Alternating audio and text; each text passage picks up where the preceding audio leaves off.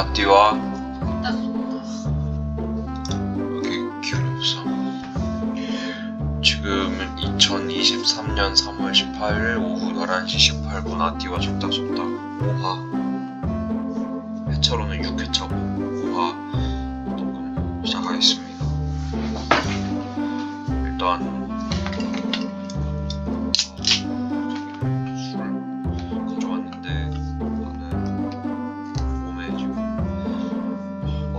남아있는 것 같아서 난 술은 꼴도배기 싫은 이상한 거 같고 되게 술을 자주 먹는 잘 안 들려 뭐라 술을 자주 먹는다고 힘들어서 그래. 사는 게 힘들어요.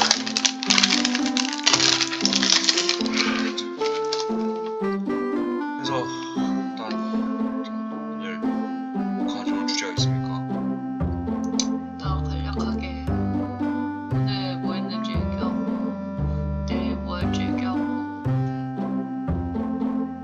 일단 나 뭐 해야 될 게 있다고 생각하면 뭐 다른 거에 대해 생각이 크게 안 드는 것 같긴 한데 내일은 일단 장을 봐야 되는데 내가 얼추 다음 주에 저번 주에도 얘기했듯이 일주일 식단을 얼추 미리 짜놓고 장을 보면 그 재료가 아까워서라도 그걸 먹으니까 좀 배달 음식을 안 먹고 좀 해서 먹을 수 있는 거를 어디 찾아봤는데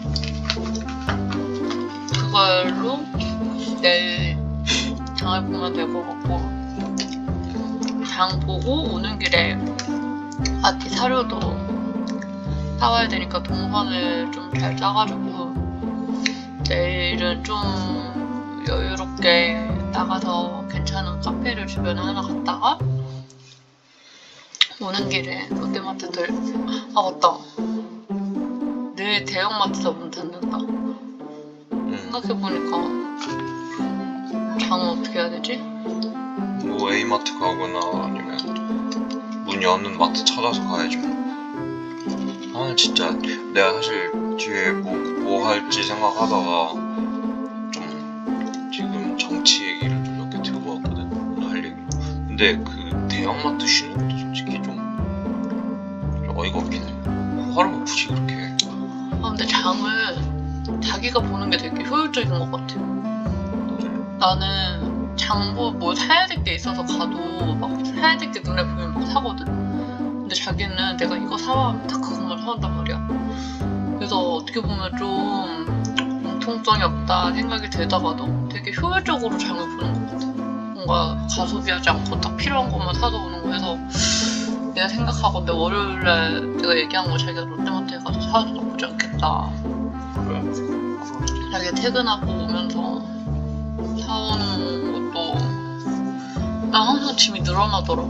그래서 자기가 갔다 오면은 그냥 필요한 것만 딱 사오니까 자기가 월요일에 퇴근하면서 장을 보고 내일은 그러면 괜찮은 카페 갔다가 아띠 사료 사서 집에 오는 걸로 이렇게 일정을 정리하고 일단 오늘은 우리가 좀 나름 일찍 출발한다고 출발했는데 조금 늦어지긴 했지만 난 드디어 뭔가 용인에 살면서 드디어 가봤다 이런 생각이 들었어. 민속촌을. 왜냐면 민속촌 가봤었잖아. 근데 나는 용인에서는 한 번도 안 가봤지. 그냥 계속 시흥에서 우리 저번에 갔던 게 여기서 살면서 갔던 게 아니야. 살면서 갔던 적은 없는 것 같은데 그냥 연애할 때 한번 가봤던 것 같고 살면서는 안 갔던 것 같은데 내 기억에는 뭔가 이렇게 가까웠었나 싶었을 정도로 그냥 되게 그게 되게 신기했다. 느낌이 색달랐어. 그리고 또 다현이가 있어서 갔는데 다현이가 의외로 나는 이제 맨날 이제 어린이집 가려면 걸어서 가잖아. 근데 좀 걷다가 그냥 얘가 주저앉아 버린단 말이야. 근데 좀 이 느낌이 밟는 느낌이 신기해서 그런 건지 얘도 좀 낯설어서 그런 건지 의외로 좋아하는 것 같이 난 느꼈거든, 흙바닥을. 그래서 그냥 영상까지는 아니어도 종종 날씨 괜찮을 때는 갔다 오는 것도 괜찮겠다. 그리고 그 놀이기구 타는 것도 넓지도 않고 그냥 그게 우리가 본 게 다였잖아. 근데 약간 애기 맞춤으로 돼 있어서 그냥 딱 두세 개 타고 오기 딱 괜찮은 느낌인 거야. 해주먹만 하나 타고 그 우리 오늘 탔던 것처럼 이렇게 타고 오면은 그냥 약간 놀이동산 겸 걷는 거 재밌게 할 겸? 근데 좀 크면은 얘가 좀 시시하다고 느낄 수도 있겠다라는 생각이 들었어. 5살 넘어가면.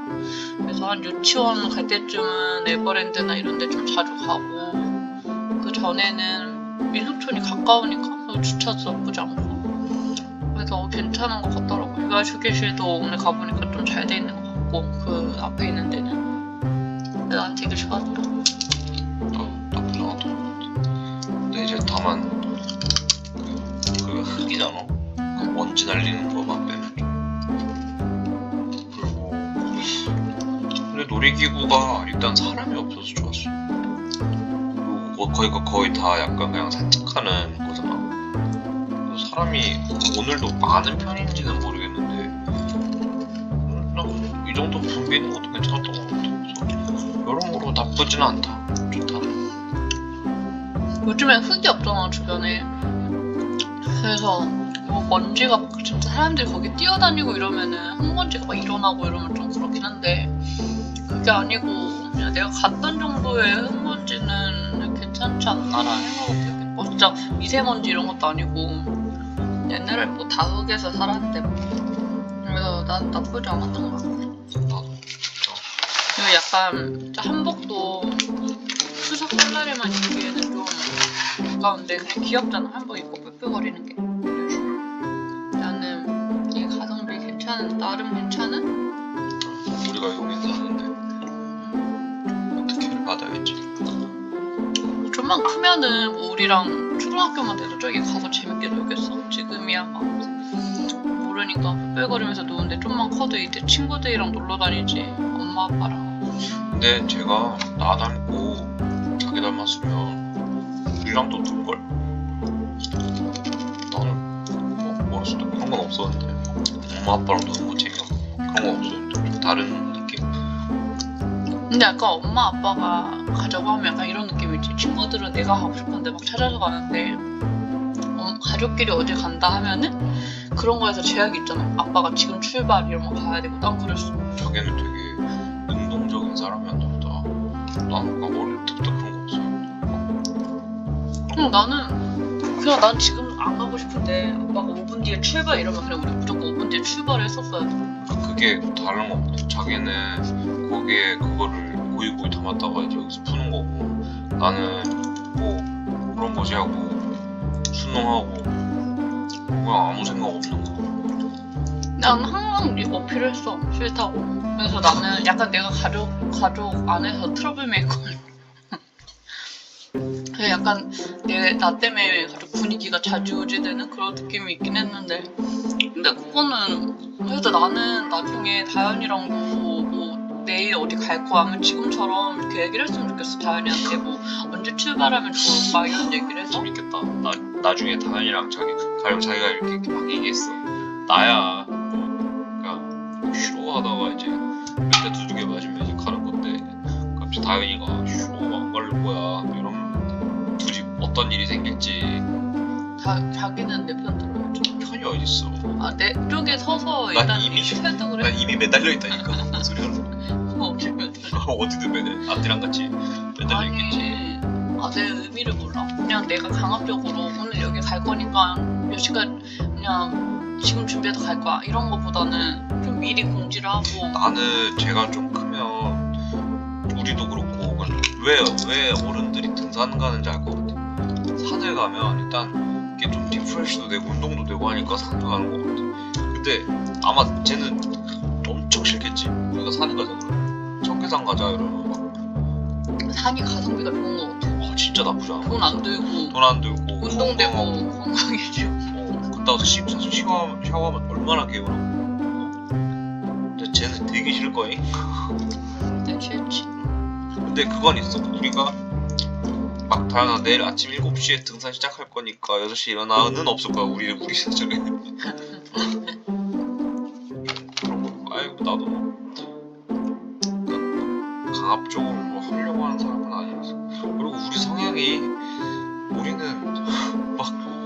자체가 막 그렇게 하드코어한 걸 못해요.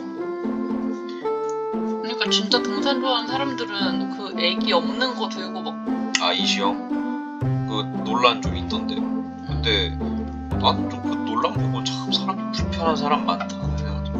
나도 그냥 그거는 엄마 아빠의 그런 거지. 그냥 나 그거 보자마자 와 진짜 이 아줌마 대단한 사람이구나 생각밖에 안 들었는데. 그러니까 얼마나 왜 남의 애 하는 거 가지고 그렇게 막 말가 그러니까 이거를 약간 그 기사화시키는 언론이 더 문제인 것 같아. 그러니까 1부터 뭐 근데 약간 얼마- 연예인들은 그런 것도 필요하지 않나? 뭐를 관심을 받아야 되잖아.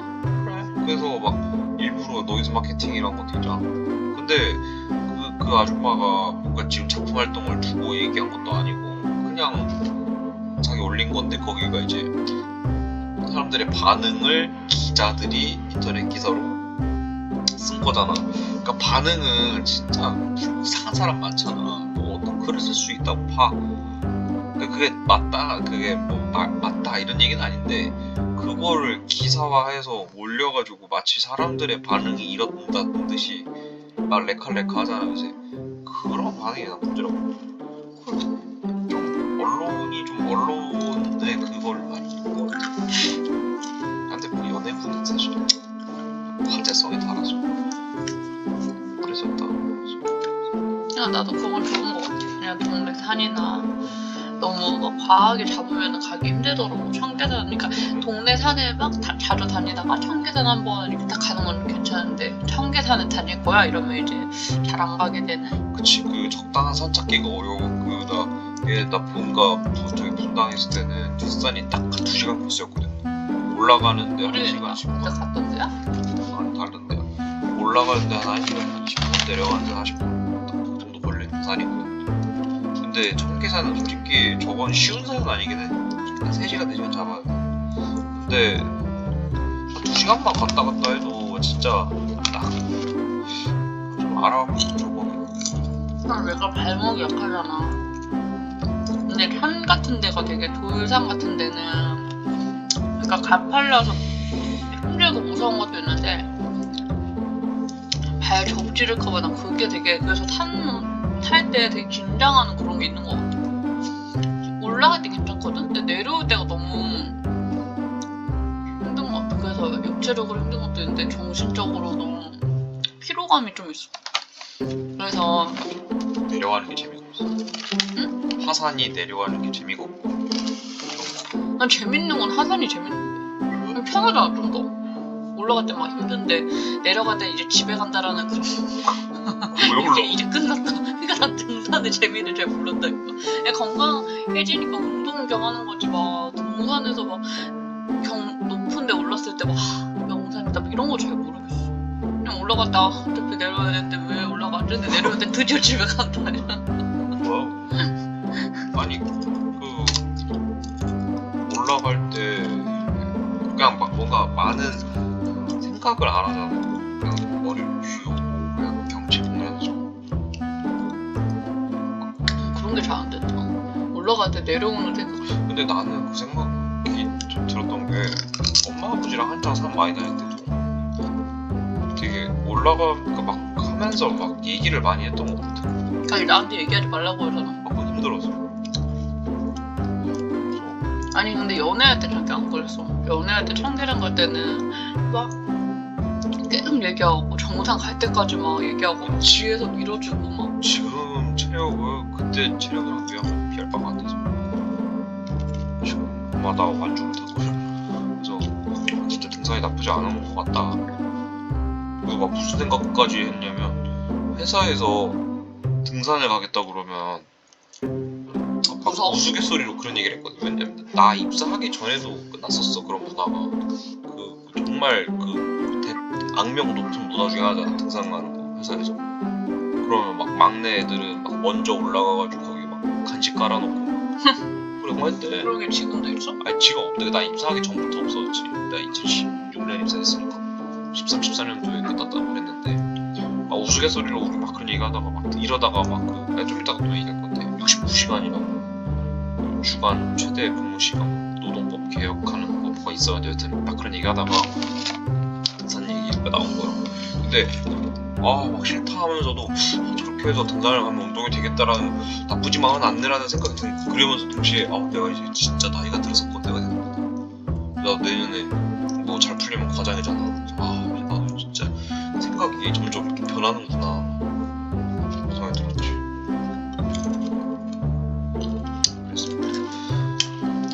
나일 때가 이제 가족이 되니까 그런 거 같아. 연애하고 있다고 생각을 해봐. 자기가 지금 33이어도 우리가 연애하고 있어. 아직 결혼 안 했어. 근데 뭐 매주 뭐 한 달에 한 달에 한 번 막 회사에 등산에 간대. 그러면 싫지 않을까? 아이씨, 왜 그렇게 자주 안 가지? 저도 한번 가는 거. 어쨌든 내일 일정에 대해서는 또 우리 카페 찾아보다 말았었나? 갔었나 그래서? 어디가? 뭐 괜찮은 대형 카페 그때 찾아가자고 저번 주에 그러잖아. 어디 갔었지? 막 이상한 뭐였지? 내가 여기 2번 안 오겠다 했던데 어디였지? 스토리인가 막 무슨 그런 데였는데 막 막 내가 그 케이크 아때 애견 카페. 2번은 아때 애견 카페 갔었던데 바로 옆에 있던. 그래 내가 이 케이크 2번 안 먹겠다. 저기 입맛 떨어지죠. 그게 뭐였지?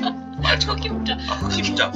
나 아니, 진짜 좋았단 내가 초코 케이크 뭐 먹을래? 해서 내가 초코 케이크 먹자 해서 초코 케이크 담았는데 갑자기 옆에 있는데 흑임자 케이크 가져온 거야. 진짜 맛있어 보였어 생긴 게. 그리고 나는 그 그러더니 한 안에 입 먹더니 아예 포크를 내려놓는 거야. 안을 다 흑임자로 막 더벅더벅 색칠하는 그 느낌이었어. 자기가 그렇게 디저트 넘긴 거 처음 봤어. 그 입맛이 없어. 과하더라고. 그래서 또 거기 갔었죠. 비 왔죠 저번 주에.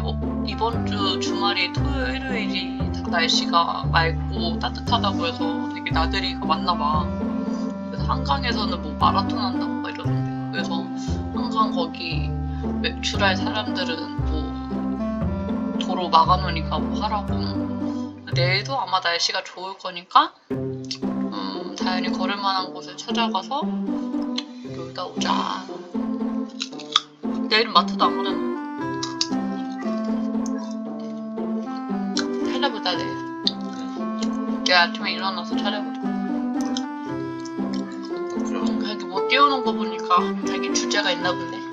일단 가져왔는데 뭐 이런 뭐 이상형 월드컵이나 어쨌든 밸런스 게임이나 이런 거를 할 수도 있겠지만 그냥 오늘은 좀 분위기 바꿔서 좀 무거운 얘기, 어려운 얘기 좀 해보면 어떨까 싶어서 지금 가장 뉴스나 인터넷 보면 제일 뜨거운 게 윤석열 대통령이 지금 일본 가 있잖아.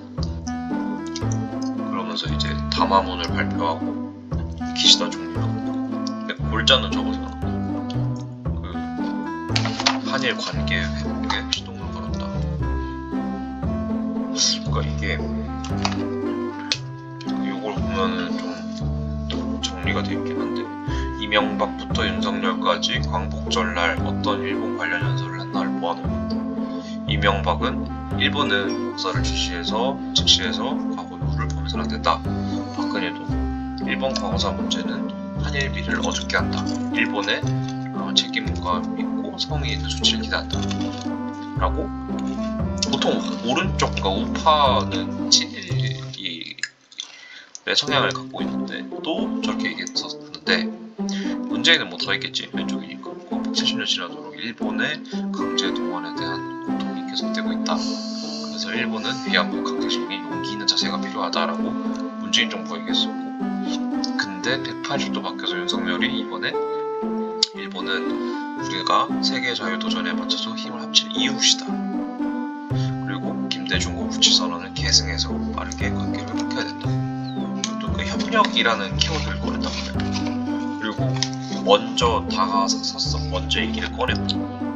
그래서 알지?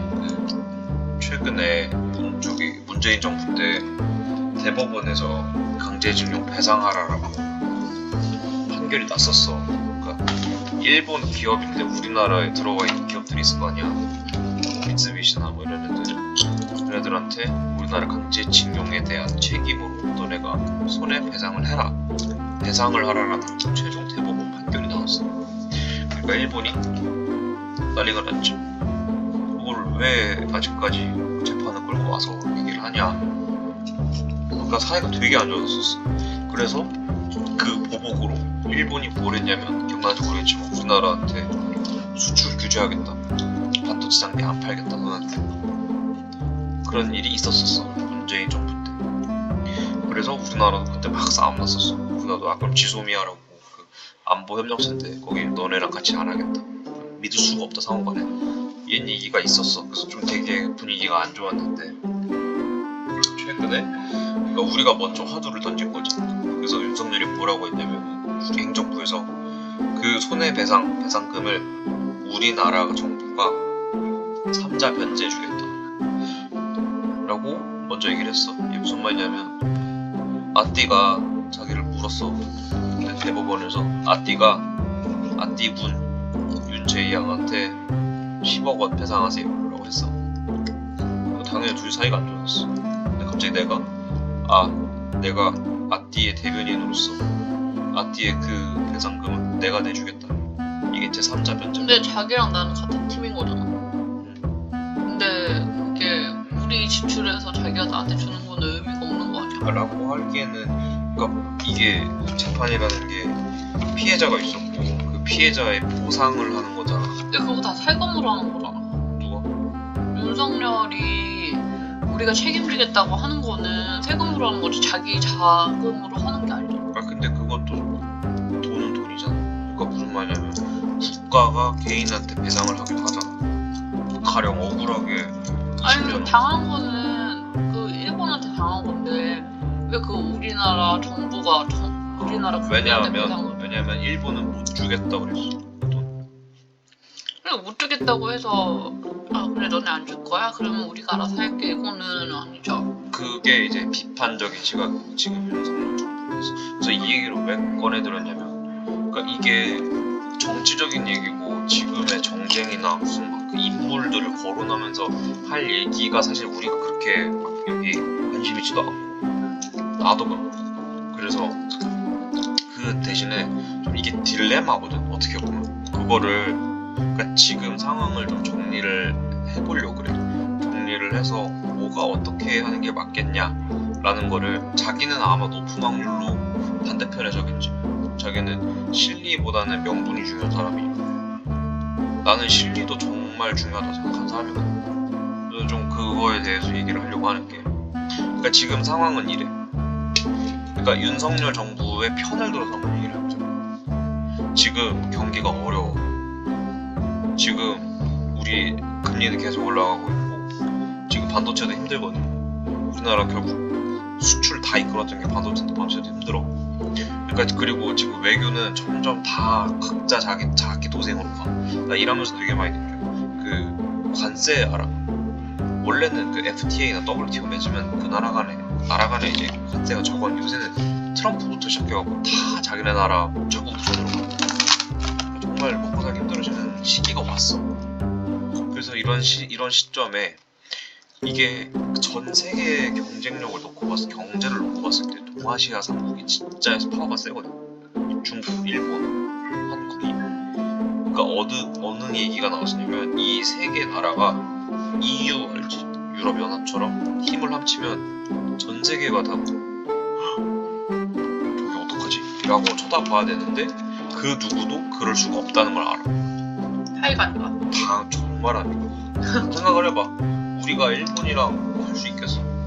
서로 그 삼국 조사하면 서로 제일 싫어하는 나라가 삼국이잖아. 중국은 한국 싫어, 일본 싫어, 한국도 한국 싫어. 전 세계에서 제일 싫은 나라 3위 뽑으색으로 다 나오잖아. 그 옆에는 세 개. 근데 윤석열 정부나 그러니까 저 우리 행정부의 입장을 보면, 과거사는 과거사야. 과거는 과거야. 지금은 미래를 가야 돼. 그러니까 과거에 뭔가 우리가 상처받았던 뭐 했던 것들, 일본이 지금까지 한 번도 사과를 안 했던 것도 아니고, 뭔가 돈을 안 준 것도 아니야. 디테일한 얘기 생략하고.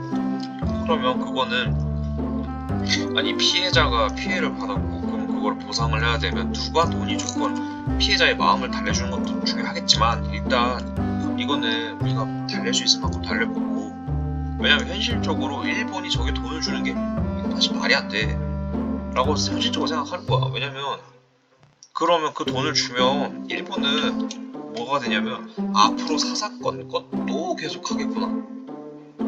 그러니까 일본도 우리나라랑 뭘 할 수가 없는 게 우리나라가 계속 뭐가 할 때마다 이런 일들을 하나씩 꺼내오는 거야. 가령 갑자기 저 산골에 있는 뭐 김모 씨 할아버지가 나하고 나 사실 일제시대 때 이런 피해를 받았다 소송을 걸어. 그럼 대법원 판례가 있잖아.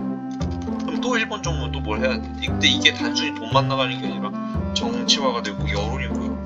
그러면 사회가 안 좋아진단 말이야. 그러니까 한국 정부는 그러면 이런 거 우리가 우리 집에서 일어난 일은 그래 우리가 최선을 다해서 보상하고 해볼게. 우리 집에서 일어난 일은 아니다.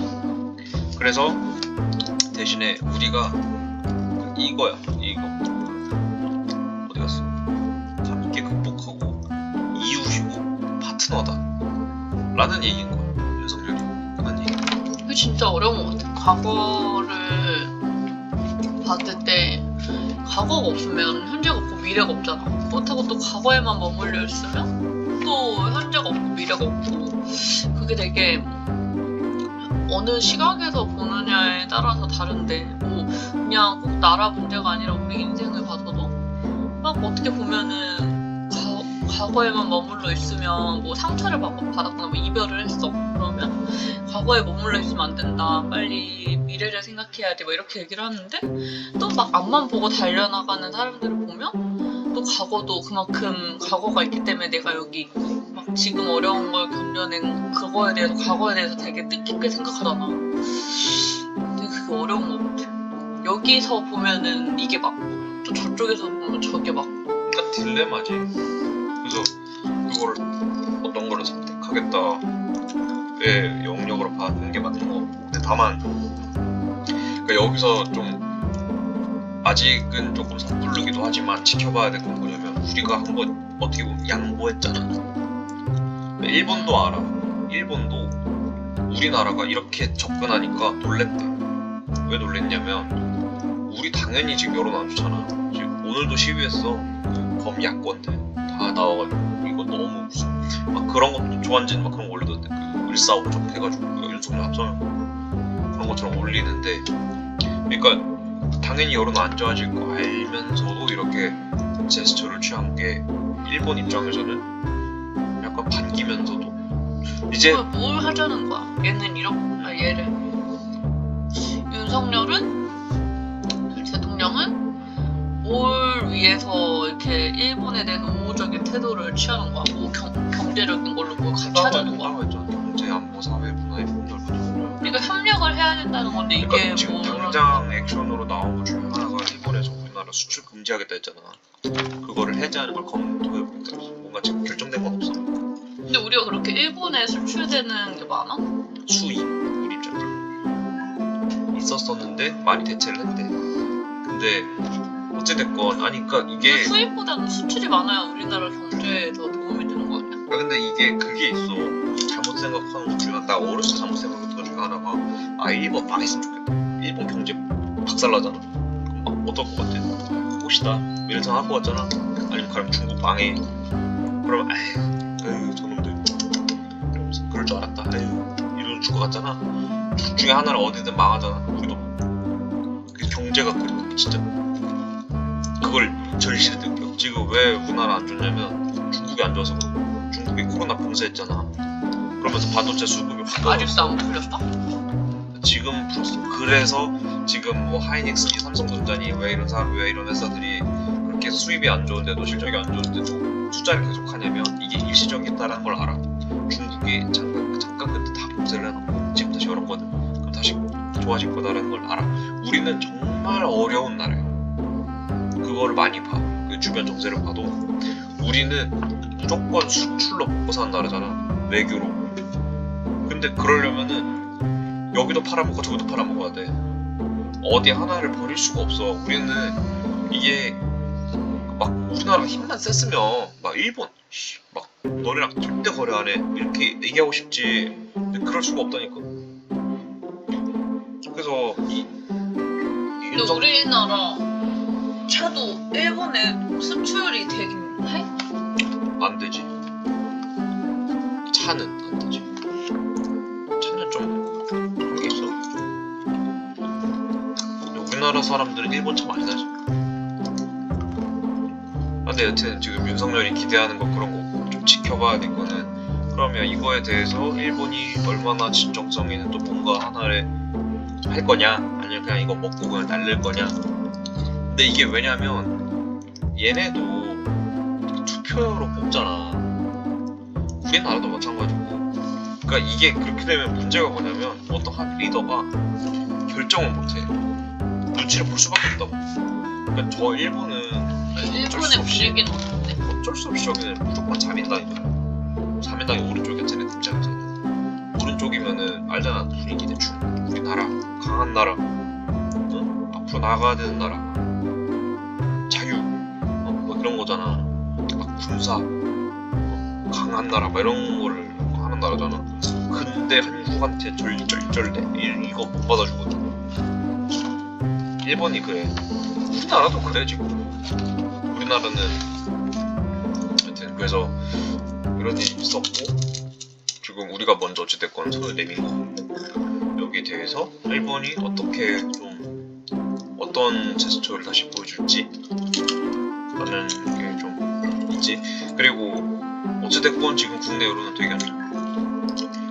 뭐 여론조사 해도 지금 6대 7, 거의 7대 3이었던 것 같아. 우리 원래 대선 토론 했을 때 윤석열이 그런 일본이나 이런 거에 대해서 좀 우호적이었나? 옛날부터 그랬어. 근데 원래 좀 색깔로 따지면 이 빨간색이 좀 일본에 대해서 친근하게 다가가고 북한에 대해서 안 좋게 다가가는 그런 거고, 파란색이 북한에 대해서 친하게 하고 일본에 대해서 나쁘게 하고 이런 게 크지. 사실 북한보다는 중국에 넣는 게 제일 맞고, 왜냐면 왼쪽은 친중으로 약간 이게 공격 포인트야. 왼쪽은 친중이라고 욕먹고 오른쪽은 친이라고 욕먹고. 오른쪽이 윤석열. 근데 그러니까 나는 왜 우리나라 우익이 그 오른쪽에 그 친일이랑 연관되는지 모르겠는데, 아마 뿌리 깊은 역사에 그 보수라는 게 말. 근데 왜 우익 좌익 이렇게 걸리는 거야? 왜 우야? 나 잘 모르겠어. 그 영국에서 시작된 거 아니야? 왜 오른쪽이 그런 거 아닐까? 뭐 모르긴 몰라도 그 최초의 인류 최초의 국회가 영국에서 시작됐다 그러면 오른쪽에 앉았던 사람들이 그런 사람들이고 왼쪽에 앉았던 사람, 그런 사람들이 어떤 사람들? 뭐 지금의 보수 정당들이 오른쪽에 앉았나 보지. 그리고 얘기를 하는데, 여튼 그 왜 우리나라 우익 그 오른쪽은 일본이랑 그건지 모르겠는데, 그냥 내 생각인데, 정확한 건 아닌데, 보수잖아. 진보가 있고 보수가 있잖아. 진보는 왼쪽이고 보수는 오른쪽이잖아. 진보는 때려 고치자, 새로 만들어야 된다, 좀 더 혁신적이고 이런 사람들이고, 보수는 아니야, 있는 거 잘 쓰자. 근데 약간 자기는 내가 봤을 때는 진보 느낌인데 왜 속은 뭐지? 속은 약간 아니, 부모님 영향인가 자기는? 아니 들어봐. 왜 우리나라 보수에 일본이 껴있는 건 왜 이런 거 같냐면, 내 생각인데, 광복을 했어. 우리나라가 이제 저기 뭐야, 일본에서 독립을 했어. 근데 나라를 어떻게든 운영은 해야 되잖아. 그치? 그러면 일제시대 때 일했던 관리, 한국인 조선인 관리들을 다 잡아 죽여? 그럼 나라를 어떻게 돌리지? 그래서 약간 면책을 했잖아. 좀 봐줬다고, 솔직히 말해서. 박정희도 원래 독립군 때려잡던 아저씨잖아. 그 사람 대통령까지 된 거야. 뭐 했던 사람? 박정희가 독립군 때려잡던 사람이라고. 원래 일본 일제 앞잡이였다고, 쉽게 말해서. 그러니까 우리나라 보수의 역사가 어쩔 수 없이 친일 쪽에 뭔가 있을 것 같긴 해, 내 생각도. 박정희만 해도 아니 보수의 화신이 제일 넘버원으로 치는 우리나라 보수의 정치인이 박정희잖아. 나라를 일으킨 사람. 근데 그 사람부터가 친일이었으니까 좋든 싫든 그렇지 않았을까. 그래서 그게 좀 아쉽긴 하다. 일본은 정말 어려운 이웃이지. 근데 그냥 일하면서 많이 느끼는 거는 정말 어디든 간에 그냥 일본이고 뭐고 간에 그냥 어디든 어려워지면 다 안 좋아. 반사에 이기다는 게 없어. 어디 하나가 어려워져서 우리가 잘 되고 이런 거 없어. 그러니까 그때 한참 나랑 연애 시작하기 얼마 안 됐을 땐 자기 중국이랑 막 되게 잘 뭐 있었다고 막 그때 들었던 거 같은데 중국에 뭐 공장을 세울 수도 있고 막. 중국은 아직까지도 회복이 안 돼. 우리 자동차 쪽. 그러니까 그때 한참 그치 나랑 연애했을 때 중국에 뭐 수출을 했는데 뭐 바다 건너서 뭐 해가지고 그게 중국 아니야? 중국이랑 많이 했지. 지금도 컨테이너 뭐 배에서 뭐 그거는- 의료차에 뭐 어쩌고저쩌고. 그건 슬로바키아인데 아무튼 중국은 지금도 현대차는 거의 망했다고 보면 왜? 안 사 사람들이. 그러니까 이제 수리했는데 안 사는 거. 그러니까 옛날에는 중국이 이렇게 잘 살게 된 지가 얼마 안 됐잖아. 그러니까 못 살았을 때는 약간 북한 같은 느낌이었어. 북한에서 우리나라 뭐 제품들 보면은 와뭐 이러잖아. 그런 느낌으로 그러니까 어느 정도냐면 아반떼가 고급 승용차 값을 받고 팔았어. 근데 우리는 아니잖아. 아반떼는 그냥 중소형이잖아. 그러고 나서 사드로 한한령 한국 그러니까 사드가 몇 년이었지? 사드가 우리 연애하고 나서 사드 터진 것 같은데. 박근혜 탄핵된 때니까 그때가 안 그래도 어려워지고 있던 시점에 직격탄을 맞았고 그 다음에 중국에서 자동차 회사들이 많이 생겼어. 중국 자기네들 자체 자동차 회사들. 근데 그 회사들이 우리가 처음에는 욕은 하지만 어찌됐건 그래도 품질 나오거든. 그러니까 왜냐면 10개 시작하면 그중에 나가 떨어진 애들 몇 개 빼면은 몇 개 남은 애들은 잘 팔려. 그리고 제3세계 가면 지금 화웨이니 샤오미니 이런 거 핸드폰 엄청 많이 팔리거든. 전 세계 스마트폰 3개 3대 회사가 애플, 삼성이랑 그다음에 샤오미야. 어쩔 수 없이 그런 전략으로 가는 거. 그러면 중국 애들도 이렇게 가는 거.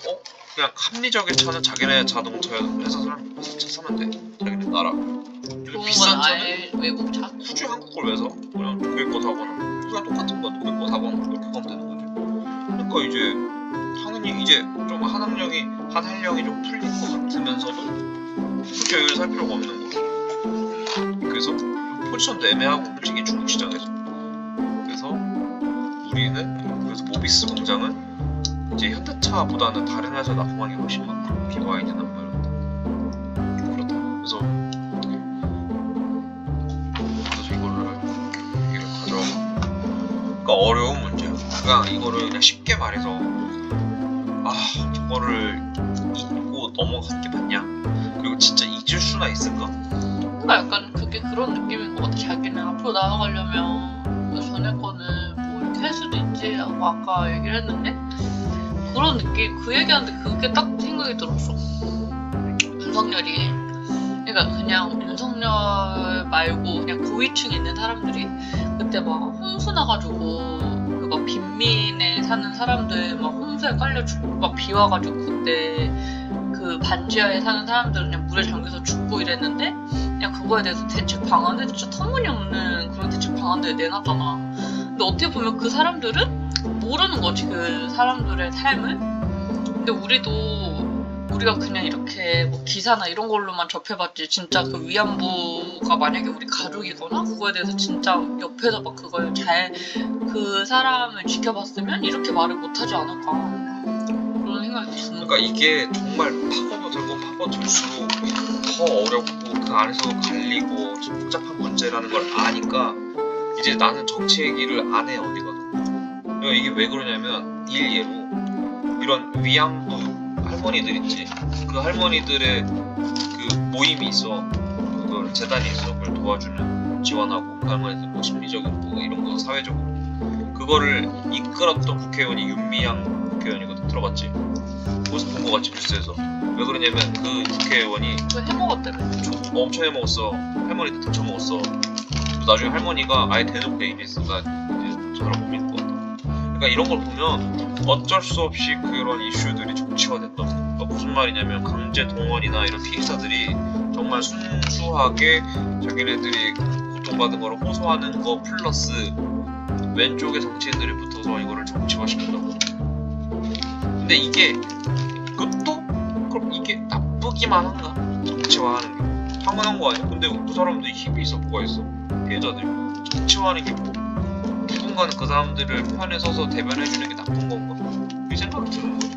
근데 또 다른 생각으로는 이거를 그냥 단순히 진짜 이 정치인들이 이 사람들을 위해서 하는 게 아니라 지금 정부 태클 걸려고 하는 거거든. 자기 이익을 위해서 다 움직이는 것 같아. 그러니까 그 생각이 봉사자들도 아니고 그냥 그런 사람이 어디 있겠어. 그러니까 그 생각을 하면 그러면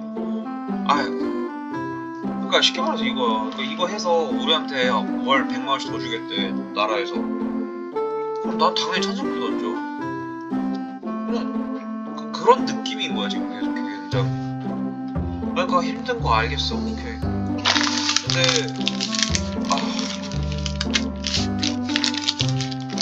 뭔가 좀 타개를 할 수 있는 필요하지 않을까 그런 거지. 근데 진짜 일단 나라는 진짜 힘든 거라. 개인의 이익만을 따져서 나라가 움직여도 안 되고 그렇다고 개인을 무시해서 그냥 그 단위로 흘러가도 안 되고.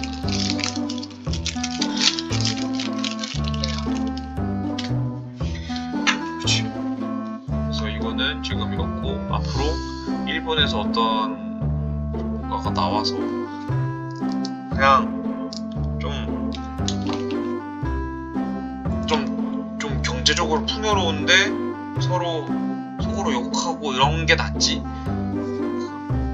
둘 다 힘들어서 안 해 이런 것보다는 낫지 않을까 싶어서 얘기를 한 거. 뭐 잘했다고 이거 평가도 나중에 나올 것 같아. 정말 그렇습니다.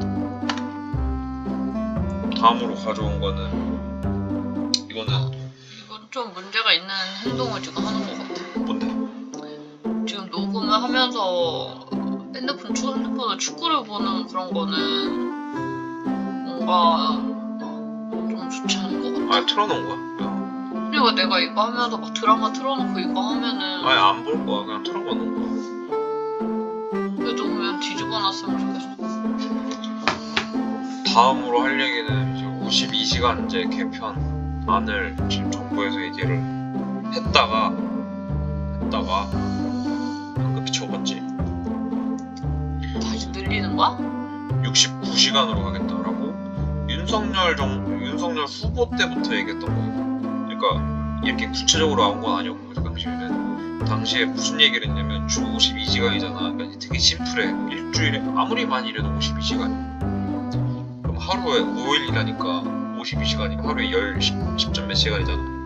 10시간. 그러면 좀 적당히 일하는 선이긴 하지 솔직히 10시간이면. 근데 이거를 그 대기업 말고 중소기업이나 뭐 그런 작은 사업체에서는 인건비도 비싼데 그러니까 일을 할 수 있는 시간이 없으니까 그 사장님들 얘기야. 너무 힘들다. 사람을 더 뽑아야 되는데 근데 사람을 한 명 뽑는 것보다 그냥 한 2시간씩만 더 일해주면 될 것 같은데 사람을 하면 더 뽑으면 고정비가 엄청 늘어나잖아. 우리나라 해고가 쉬운 것도 아니고. 그래서 그런 얘기가 계속 있었어. 그리고 가령 스타트업 업체야. 그 3명, 2-3명이서 이렇게 마음 맞는 사람끼리 모여갖고 그런 사람들 있잖아. 밤새 일해가지고 뭔가 프로젝트를 하나 해가지고 성공을 해서 대박을 터뜨리고 싶은 사람들. 근데 그 사람들이 52시간 이상 일하면 지금 현행 법령에는 그 사장은 구속이거든. 그러니까 일을 못하게 하는 거야. 그런 얘기를 듣고 윤석열 정부가 검토하다가 69시간을 꺼냈어. 이거 그냥 쉽게 말해서 이 69시간은 일주일에 최대 69시간까지 할 수 있어.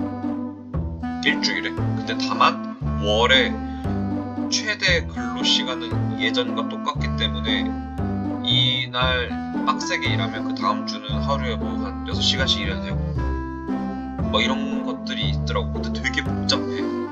그래서 그냥 많이 나온 얘기가 솔직히 중소기업이나 조그만 회사체 가면은 그걸 누가 관리해? 근태 관리 안 하는 회사도 많고요. 나 옛날에 인턴 했던 조그만 회사도 근태 관리 안 해. 그러니까 근태가 뭐냐면 출근하고 퇴근하고 시간을 체크를 안 한다고. 그럴 시스템도 없고. 그러면 내가 지난주 69시간 일했는지 65시간 일했는지 어떻게 알아? 그래서 아마 현장에서는 이거 그냥 69시간까지 풀어질 거다 라고 우려하는 사람들이 많았지. 그리고 뭐 대기업은 좀 지켜질 거다. 왜냐면 우리는 좀 타이트하게 관리하거든. 프로그램도 있고. 근데 이제 진짜 산업적으로 다 69시간이 지금 있는 것처럼 잘 될 거냐? 대한 거를 갖고 왔더라고. 그래서 일단 그 얘기를 좀 자기가 나를 보고 보니까 그게 근데 우리 회사가 그 블라인드나 자플래닛에 봐도 다른 건 다 평점 2점대인데 그 업무 강도나 그거는 그 뭐지 워라벨 그거는 꽤 높아. 우리가 그렇게 야근을 많이 하는 회사는 아니야. 내가 봐도 좀 내 친구들 보고 주변에 다른 회사 봐도 퇴근이 뭐 늦은 편은 아닌 것 같아. 나는 52시간이 아니라 40시간 채우느라 힘들지. 하루에 8시간씩 일하는 거. 그래서 저 69시간을 가져왔는데 어쨌든 이건 뭐 안 할 것 같으니까 뭐 오늘 여기까지 할까? 자기가 해줘. 오늘은 여기까지.